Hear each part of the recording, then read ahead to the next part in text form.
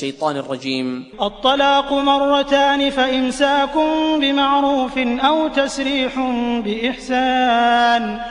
طلاق 2 بار ہے، پھر یا تو سیدھی طرح اپنے پاس رکھا جائے یا بھلے طریقے سے اسے رخصت کر دیا جائے.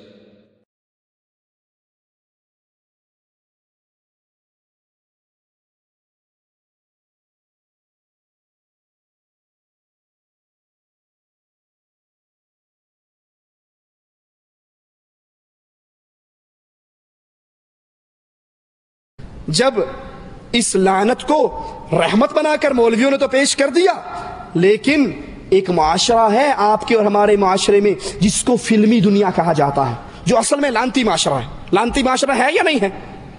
فلمی دنیا لعنتی معاشرہ ہے، لعنتی دنیا ہے.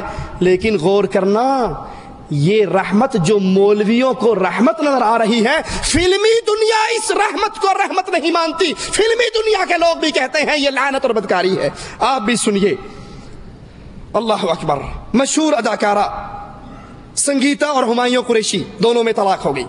طلاق ہونے کے بعد بڑا مشہور رسالہ ہے منتھلی جو پاکستان سے نکلتا ہے، ماہنامہ دھنک، اس کے اندر اشتہار شائع ہوا. مولویوں کی سرپرستی ہے تو کاروبار ایسے ہی چلے گا.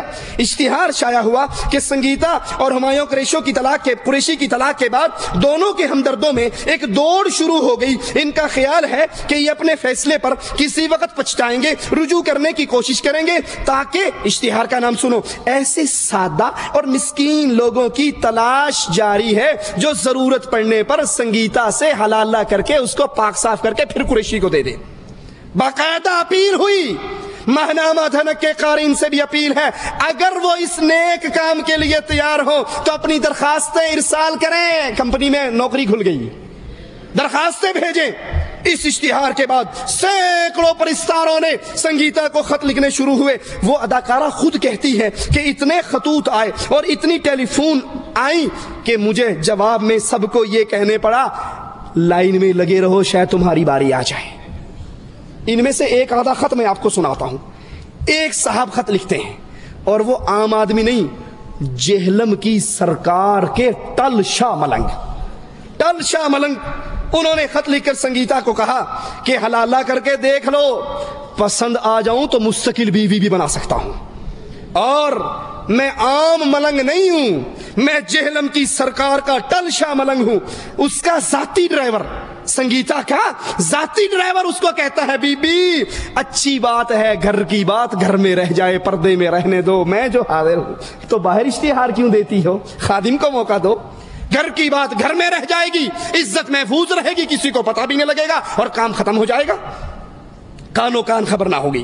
اس طرح مولویوں نے اس زنا کو، اس بدکاری کو، اس حرام کاری کو مولویوں کا چولا جب پہنایا اور اس چولے کے اندر یہ کاروبار بن گیا. ماہنامہ سرپرائز اپنے اپریل 1999 کے شمارے صفحہ 31 میں لکھتا ہے کہ حلالہ ایک کاروباری شکل اختیار کر چکا ہے. بہت سارے مولوی یہ کام پیسہ لے کر کرتے ہیں. اس طرح ایک رات عورت بھی رکھتے ہیں، پیسہ بھی لیتے ہیں، اور صبح دوسرے خامند کے لیے حلال ہو جانے کا سرٹیفکیٹ جاری کر کے روانہ بھی کر دیتے ہیں. اور لاہور کی ایک بہت بڑی مسجد، پردہ نشینوں کا نام آتا ہے، پردے میں رہنے دو. لاہور کی تاریخی مسجد کا تاریخی خطیب اس کے بارے میں سرپرائز لکھتا ہے کہ یہ اب تک 250 حلالے نکال چکا ہے. ان کا کاروبار یہ ہے، ان کا کام یہ ہے. اور نئی بات سناؤں، کراچی کے ایک مدرسے کے اندر حلالہ سینٹر کھلا ہے. وہاں پر حلالہ کروانے کے لیے نابینے اندھے بٹھائے ہوئے ہیں. کیوں؟ ابھی آئے گا، وہ اگلی سٹوری آئے گی کہ وہ گئی ایک رات کے لیے تھی، وہیں پکی ہو گئی. اب اس ڈر سے انہوں نے کہا یار کوئی اور راہ کڈو، انے باؤ، اندھے بٹھاؤ تاکہ ایک دوسرے کو پسند نہ کریں. وہ اندھا بھی کہتا ہوگا چھیتی کراؤ، میں جا کے نماز بھی پڑھانی ہے. اندھے بٹھائے ہیں مدرسوں کے اندر، اور وہ اندھے ان کے حلالے نکالتے ہیں. اور جو میں آپ کو پہلے بیان سنا چکا ہوں، ایک عورت نے اپنے جج سے کہا، جج صاحب حلالہ مولوی سے شرم آتی ہے. پاکستان، لاہور، 27 جولائی 1996. کراچی کا ایک سیٹ ترقی کرتا ہوا فیکٹری کا مالک بن جاتا ہے، اور اس فیکٹری کی مالکہ سے اس کی شادی ہو جاتی ہے. شادی ہونے کے بعد دماغ خراب ہوا. پہلے تو نوکر تھا، نوکر سے چلتے چلتے سیٹھ بن گیا، اپنی بیوی کو طلاق دے دیتا ہے، طلاق طلاق طلاق۔ جب کھوپڑی ٹھنڈی ہوتی ہے، دارالعلوم میں جاتا ہے، وہ کہتے ہیں حلالہ کرنا پڑے گا۔ اب یہ سوچتا ہے یہ ساری فیکٹری بیگم کے نام پہ ہے، جائیداد اس کی، کوٹھی اس کی، مال اس کا، اگر کسی ایسے ویسے کے ہاتھ لگ گئی تو ہر چیز سے جاؤں گا۔ وہ اپنی فیکٹری کا مالی، یہ جو باغیچے کو پانی لگانے والا، گوڈی کرنے والا، اس سے اس کا نکاح کر دیتا ہے۔ پاکستان میں یہ قصہ بڑا مشہور ہوا، اخبارات نے بڑی لے دے اس پر۔ اب وہ مالی باہر بیٹھا ہے، یہ اس کا نکاح کر کے بھاگ جاتا ہے، وہ باہر بیٹھا ڈر رہا ہے کہ میں اس کوٹھی کا چپڑاسی، مالی اور مالکا سے میرا نکاح۔ وہ غیرت مند عورت اندر سے آواز لگاتی ہے تو اندر آ جا، اندر بلا کے اسے بٹھاتی ہے، کہتی ہے کل تک تو مالی تھا، آج مالک ہے، مالی نہیں ہے۔ میں بھیڑ بکری نہیں ہوں، میں بے غیرت نہیں ہوں، آج تیرے قلعے سے کل کسی کے قلعے سے، میں تیری ہوں اور تیری رہوں گی۔ اب تو اس کوٹھی کار بلڈنگ کا مالک ہے، فیکٹری کا مالک ہے، بس ایک کام کرنا، صبح جب وہ آ کر کہے گا نا طلاق دے دے تو طلاق نہ دینا۔ اس کے دوبارے نہیں آ رہے، نوکر کی چاندی ہو گئی، ایک ہی رات میں اللہ دے تو چھت پاڑ کے دے۔ بڈھی بھی مل گئی، نوکری بھی مل گئی، چھوکری بھی مل گئی، کار کوٹھی بھی مل گئی۔ اب صبح کو وہ مالی صاحب 3 پیس سوٹ لگا کر کرسی پہ بیٹھے، یہ سیٹ آتا کہتا ہے طلاق دے۔ کہا جناب کس کو؟ کہا اپنی بیوی کو۔ کہا میں اپنی بیوی کو طلاق کیوں دوں؟ کہا نہیں غلطی ہوگی، میری بیوی کو۔ کہا بیوی تیری، طلاق میں کیوں دوں؟ اپنی بیوی کو طلاق دے۔ کہا جناب میں اپنی بیوی کو کیوں طلاق دوں؟ کہا نہیں میری بیوی کو طلاق دے۔ کہا بیوی آپ کی ہے، میں طلاق کیسے دوں؟ اندر سے وہ عورت بولی، کہنے لگی او بغیرت دیوس، دفع ہو جا اس گھر سے۔ میں بغیرت نہیں ہوں کہ آج تیرے گھر میں کل کسی اور کے گھر میں، میں اسی کی بیوی ہوں، یہ میرا خامد ہے، میں نے اس کو قبول کر لیا۔ تو نے ایک رات کے لیے نکاح کیا تھا، ہم نے ساری عمر اکٹھا رہنے کا فیصلہ کر لیا۔ مولویوں کی بے غیرتی کی وجہ سے، مولویوں کی غلط فتووں کی وجہ سے کہ حلالہ کرنا ضروری ہے، اب یہ عورت ساری عمر کے لیے بدکاری کا منہ دیکھتی ہے، کیونکہ شرعاً تو یہ بھی اسی کی بیوی تھی نا، عدت نہیں گزری تھی، عدت گزرنے کے بعد آزاد ہونا تھا، اور یہ نکاح جو حلالے کا نکاح ہے یہ نکاح نہیں ہے، بدکاری اور زنا ہے۔ تمہارے فتووں نے کن کن گھروں کو آگ لگایا ہے، کن کن کو برباد کیا ہے۔ ٹیلی ویژن کی ایک اداکارہ ہے بندیا، اس کا المیہ سنیے، میں آپ کو بتا رہا تھا یہ کنجر خانہ جو مولویوں کا کنجر خانہ ہے، کنجرییں بھی اس کو برداشت نہیں کرتی۔ اس کے خامد نے اس کو طلاق دی، مولوی صاحب تھیلا لے کر پہنچ گئے کہ جناب اب تو یہی کرنا پڑے گا۔ تو وہ بندیا کا اخبار میں انٹرویو چھپا کہ میں تڑپ اٹھی ہوں یہ سن کر اور یہ سوچ کر، کیا مجھے اپنے خامد کے پاس جانے کے لیے اپنا جسم کسی اور مرد کے حوالے کرنا پڑے گا۔ روزنامہ پاکستان 15 فروری 1991۔ لیکن جو ہی کرائے کے سانڈوں کو، کرائے کے بکروں کو، ان دستار اور جبے کے مالک بغیرتوں کو اس بغیرتی کی اطلاع ملی، وہ فوراً فون کال کرتے ہیں، خط لکھتے ہیں۔ اداکارہ ان خطوں کو اخبار میں شائع کرواتی ہے، کہتی ہے ایک صاحب نے لکھا، شکر ہے آپ نے حلالہ کرنے کا فیصلہ کر لیا، اور میں آپ سے اپنی اس رغبت کی وجہ سے بجا طور پہ یہ سمجھتا ہوں کہ اس موقع پر آپ خادم کو فراموش نہیں کریں گے۔ تمہارے چولوں کے نیچے، تمہاری دستاروں کے نیچے بغیرتی کا قانون، بغیرتی کا نظام، بغیرتی کا نکاح اب شرافت کے پردے میں چل رہا ہے۔ ایک سانڈ نے یوں پیشکش کی، کہتا ہے میں برسوں سے آپ کا پرستار ہوں اور حلالے کے موقع پر اس خدمت کا زیادہ حقدار ہوں۔ ایک نے کہا آپ مجھے اگر حلالے کا شرف عطا فرمائیں، آپ کی فلمی دنیا میں پیسہ لگانے کے لیے بھی تیار ہوں۔ حالانکہ ان بے غیرتوں کو پتا ہے کہ اس کنجری سے ہمارا تعلق 1 رات 2 رات 4 راتوں سے زیادہ نہیں ہے، لیکن ان مولویوں نے، ان حلالی مولویوں نے بے غیرتی کا ایک ایسا دروازہ کھولا ہے کہ اب اس بے غیرتی کو بڑی شرم اور حیا کے ساتھ تقدس کے پردے میں کیا جاتا ہے۔ 28 فروری 1993 روزنامہ خبریں کی یہ خبر سنیے، 2 دل ہمیشہ کے لیے اکٹھے ہو گئے اور خامد ڈنڈے بجاتا رہ گیا۔ مجسٹریٹ سعید اختر انصاری کی عدالت میں گزشتہ روز شین نام کا اس کا تخصص ہے، وہ کہتا ہے، نام پورا نہیں بیان کیا، شین کے نام سے بیان کیا کہ شین نے آ کر کہا میری شادی کچھ عرصے پہلے اسلام نامی آدمی سے ہوئی تھی، اولاد نہ ہونے کی وجہ سے میری ساس نے اپنے بیٹے کو مجبور کر کے طلاق دلوا دی، تو اس نے اپنے دوست سے، نعیم نامی دوست سے میرا نکاح کر دیا کہ ایک رات کے بعد طلاق دے دے، پھر میں دوبارہ، یعنی اسلام دوبارہ اس سے شادی کر لے گا، مگر میں اور نعیم اب ہمیشہ اکٹھا رہنا چاہتے ہیں، ہم علیحدگی نہیں چاہتے۔ ایک رات کے لیے چھوڑ کر گیا اور وہ ہمیشہ کے لیے اکٹھے ہو گئے۔ اللہ کے لیے سوچئے، کیا یہ بدکاری کا کام، یہ حرام کاری کیا اسلام کی سفید چادر پر بدنما داغ نہیں ہے؟ تم سمجھتے ہو ایک رات کے بعد یہ پاک ہو کر مل جائے گی؟ یہ تو ایسے ہی ہے، کوئی اپنا کپڑا دھوبی کو دے کہ دھوبی صاحب یہ کپڑا میلا ہو گیا ہے، اس کو پاک صاف کر کو دے دو، اور وہ پاک صاف کرنے کی بجائے اس کپڑے کو پیشاب میں بھگو کے اچھی طرح لپیٹ کے اس کے حوالے کر دے، یہ پاک ہو گیا؟ تو سمجھتا ہے ایک رات اس سانڈ کے پاس، کرائے کے بکرے کے پاس رہ کر تیری بیوی پاک ہو جائے گی؟ یہ تو اور زیادہ بے غیرت بن کر آئی ہے، یہ تو اور زیادہ ناپاک ہو چکی ہے، تو نے اس کو زنا کا راستہ دکھا دیا ہے۔ ایک اور استاد، مدرسے کا استاد حافظ ادریس، 8 بچوں کا باپ، اپنی بیوی کلثوم کو طلاق دے دیتا ہے۔ روزنامہ پاکستان 24 ستمبر 1984۔ پھر پریشان ہوتا ہے کہ اب کروں کیا، کہاں سے بندہ ڈھونڈوں؟ اپنا ہی ایک شاگرد درویش جو مدرسوں میں پڑھتے ہیں، انور اس کا نام ہے، اس کے ساتھ نکاح کر دیتا ہے۔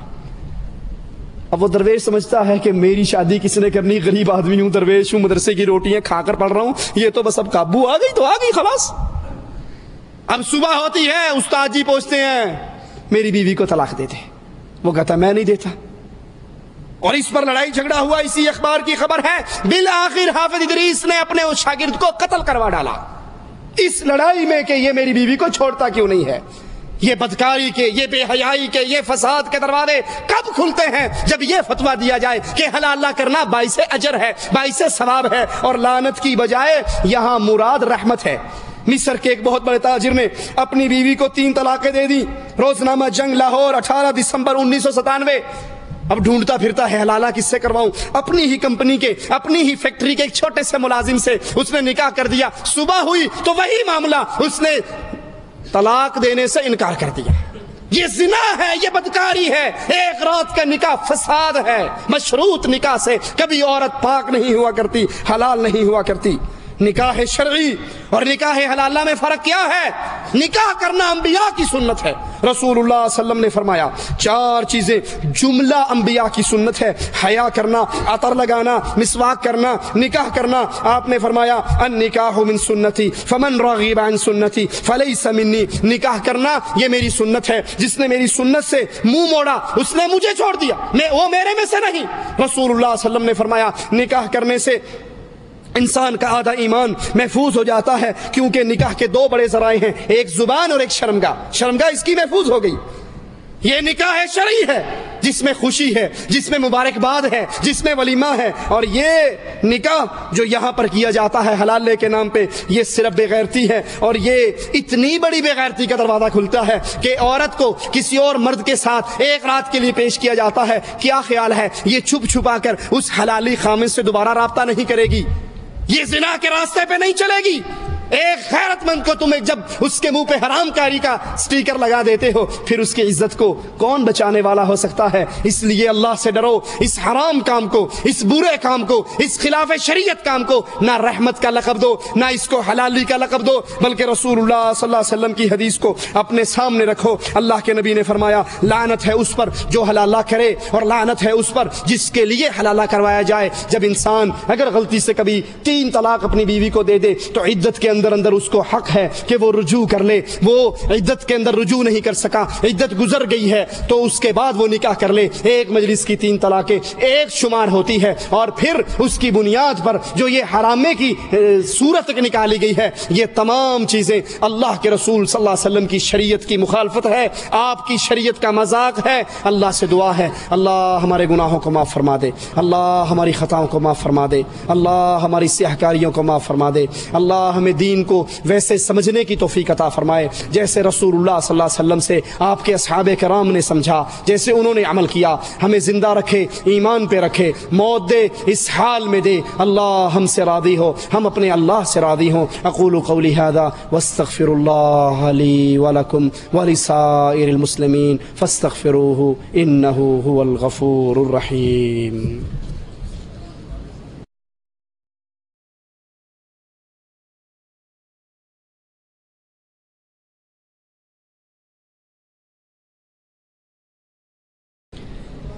سوال ہے اگر کسی آدمی نے کسی عورت سے زنا کیا تو دنیا میں اس کو سزا مل گئی، کیا اس کو پھر آخرت میں بھی سزا ملے گی؟ اگر کسی زانی پر زنا کے بعد وہ انسان توبہ کر لے اور توبہ کے ساتھ ساتھ اس پر اسلامی شریعت میں حد قائم کر دی جائے، جو اسلام کی سزا مقرر ہے اللہ عز و جل کی طرف سے، اس کو لاگو کر دیا جائے، تو اللہ سے امید ہے انشاءاللہ وہ اس گناہ سے پاک اور صاف ہو جائے گا، جس کی دلیل رسول اللہ صلی اللہ علیہ وسلم کی حدیث میں ہمیں ملتی ہے کہ ایک عورت نے بدکاری کی، اس نے آ کر اقرار کیا، آپ نے کہا بچہ پیدا ہو جائے پھر آنا، وہ پھر آئی، آپ نے پھر کہا بچہ چھوٹا ہے، جب بڑا ہو جائے کھانے پینے کے قابل ہو جائے پھر آنا، وہ پھر آئی، اس کی توبہ خالص تھی، آپ نے اس کو بچے سے الگ کر کے اس کو سزا اس پہ لاگو کر دی، تو رسول اللہ صلی اللہ علیہ وسلم کے صحابہ نے جب اس کو رجم کیا، پتھر مارا، ایک صحابی کے کپڑوں پر خون گرا، تو انہوں نے کہا کہ یہ کتنی بری عورت تھی، اس کا گندا خون میرے کپڑوں پہ گرا۔ اللہ کے نبی صلی اللہ علیہ وسلم نے فرمایا کہ اس کو برا نہ کہو، اس نے ایسی توبہ کی ہے، ایسی توبہ کی ہے، اگر مدینے کے 70 لوگوں پر اس کی توبہ کو تقسیم کر دیا جائے تو وہ ساروں کو اللہ معاف کر دے گا۔ دوسرا سوال ہے اگر کسی نے کسی عورت کے ساتھ زنا کیا لیکن اس نے روپیہ وغیرہ دے کر اپنے آپ کو چھٹکارا کر لیا تو آخرت میں سزا ملے گی؟ روپیہ دینے سے چھٹکارا نہیں ہوتا، اگر روپیہ دینے سے چھٹکارا ہو جائے تو امیر آدمیوں کو تو کام شروع ہو جائے، وہ جس غریب کو دیکھیں بدکاری کریں، روپیہ دے کے جان چھڑوا لیں، روپیہ دینے سے جان نہیں چھٹتی، یا تو اسلام کی حکومت ہو وہ اس پر اللہ کی طرف سے اس حد کو جاری کرے، یا پھر وہ انسان چونکہ یہ گناہ کبیرہ ہے اپنے اللہ سے معافی مانگے اور اس گناہ سے اللہ اس کو معاف کر دے۔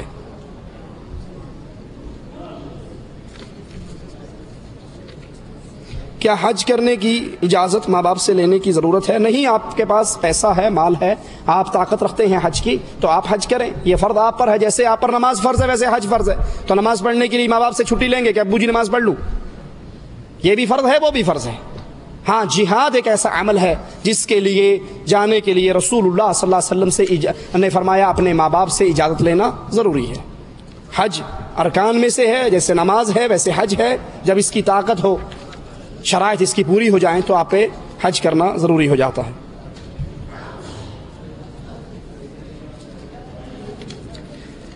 ایک آدمی نماز بھی باوقت پڑھتا ہے، موسیقی بھی سنتا ہے، تو کیا وہ ایمان سے خارج ہو جاتا ہے یا اسلام میں رہتا ہے؟ ساتھی خاموش ہو جائیں، اگر آپ بھی بولتے رہیں گے تو کسی کے پلے میں بات نہیں پڑے گی۔ یہ کتاب بانٹنے والے بھائی کو روک دیں، کتاب نہ بانٹیں، جب ساتھی نکلیں گے تو وہاں گیٹ پہ دے دینا، چھوڑ دیں۔ ایک آدمی نماز بھی پڑھتا ہے اور موسیقی بھی سنتا ہے، اس کے بارے میں کیا حکم ہے؟ موسیقی سننا گناہ ہے، موسیقی سننا گناہ ہے، اور نماز چھوڑنا کفر ہے۔ نماز کا تارک کافر ہے، موسیقی سننے والا کافر نہیں ہے، لیکن اس کو گناہ ہے، سزا اس کے اوپر تلوار لٹکی ہوئی ہے، تو نماز پڑھنے سے اللہ سے معافی مانگے، اللہ اس کو معاف کر دے اور اس برے کام سے رک جائے۔ لیکن اگر ایک بندہ موسیقی نہیں سنتا لیکن نماز بھی نہیں پڑھتا تو یہ کافر ہو جائے گا۔ ایک بندہ نماز پڑھتا ہے ساتھ ساتھ گناہ کرتا ہے تو یہ گناہ اس کے اوپر ہیں، توبہ کرے گا، گناہ کبیرہ ہے تو اللہ توبہ سے معاف کرے گا، اور اگر گناہ صغیرہ ہیں تو مختلف نیکیوں سے بھی اللہ عز و جل معاف کر دیتا ہے۔ طلاق 3 مجلس میں دینے کا طریقہ، کم سے کم 3 مجلس میں میں نے حدیث سنائی آپ کو، اس طلاق دینے کا جو مسنون طریقہ ہے وہ جب عورت طہر کی حالت میں ہو، پاکیزگی کی حالت میں ہو، تو پھر اس کو طلاق دی جائے اور اس پاکیزگی میں اس سے ہم بستری نہ کی جائے۔ اگر کوئی مرد غصے میں کہے میں تجھ کو گھر سے مار بھگاؤں گا تو کیا طلاق ہوگی؟ نہیں، یہ کہنے سے کہ میں تجھے مار بھگاؤں گا گھر سے نکال دوں گا. اگر اس کی نیت کیا ہے, کہنے والے کی نیت کیا, میرے گھر سے نکل جا, میرے گھر سے نکل جا. مرد اپنی بیوی کو کہتا ہے, نیت طلاق ہے کہ طلاق کی صورت میں نکل جا, ٹھیک ہے, یہ ایک الگ معاملہ ہے. ایک ویسے غصے میں کہتا ہے, مارتا ہے, تجھے نکل جا میرے گھر سے, مار دوں گا, چل میں تجھے تیرے باپ کے گھر چھوڑاؤں, با ارادہ طلاق نہیں, با ارادہ زیارت, کہ چھوڑ آتا ہوں, مل آئے گی, 4 دن رہ لے گی, تو اس سے طلاق نہیں ہوتی. یہ تو آپ کے ارادے پر ڈیپینڈ ہے. واللہ اعلم.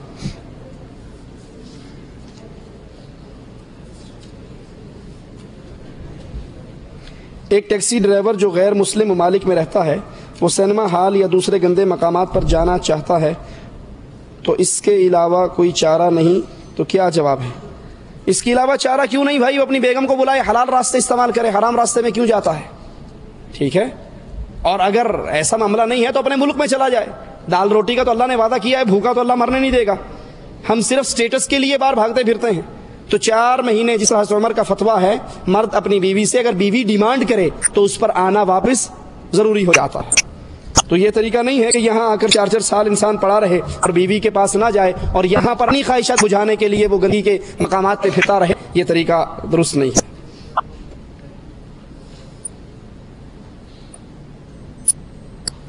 اگر کسی آدمی نے اپنی بیوی کو 1 مرتبہ 3 طلاق دے دی اور کئی سال گزر گئے, بیوی نے کسی اور مرد سے بھی نکاح نہیں کیا, تو کیا وہ اپنی بیوی سے, جی یہ 3 طلاق 1 طلاق ہوئی ہے, اب یہ دوبارہ عدت کا پیریڈ گزر گیا ہے, اب یہ دوبارہ اس سے نکاح